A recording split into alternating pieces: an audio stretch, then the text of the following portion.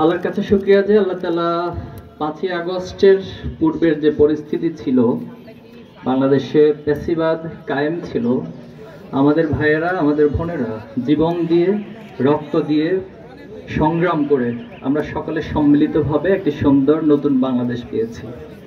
আমাদের কাছে অবারিত সুযোগ আল্লাহ তাআলা দিয়েছেন।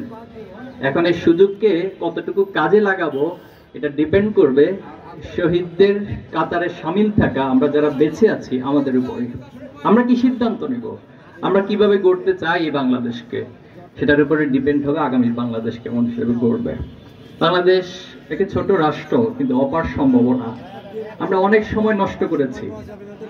আমি শহীদ প্রেসিডেন্ট জিয়াউর রহমান পার্সোনালি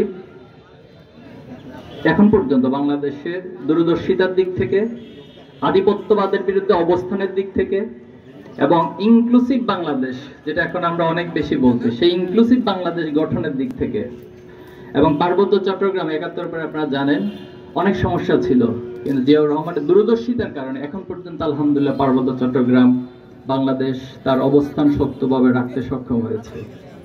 পাশাপাশি ৭১-এর পরে পার্শ্ববর্তী রাষ্ট্রের পরিকল্পনার মাধ্যমে ইসলামকে মুছে দেওয়ার যে একটা গভীরতম নীল নকশা, সেটাও মিশিয়ে দিয়েছেন শহীদ প্রেসিডেন্ট জিয়াউর রহমান।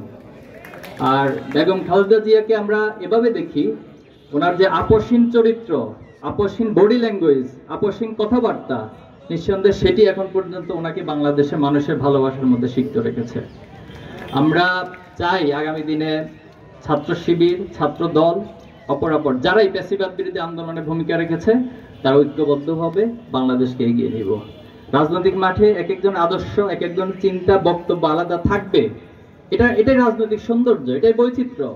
কিন্তু দিন শেষে দেশটা আমার, আপনাদের, আমাদের সকলের। আমরা সবার বাংলাদেশ সম্মিলিত প্রচেষ্টার মধ্যে দিয়ে গড়ে দেবেন ইনশাআল্লাহ।